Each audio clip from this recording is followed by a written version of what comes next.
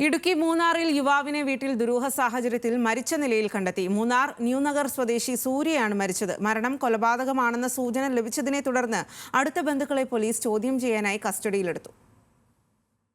നിർമ്മാണ കരാറുകാരന്റെ സഹായിയായിരുന്നു മരിച്ച സൂര്യ.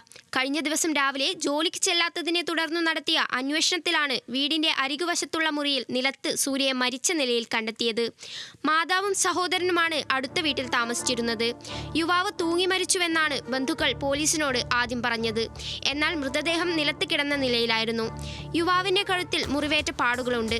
സംഘർഷം നടന്നതിന്റെ സൂചനകളുണ്ടായിരുന്നെന്നും മൂന്നാർ പോലീസ് പറയുന്നു.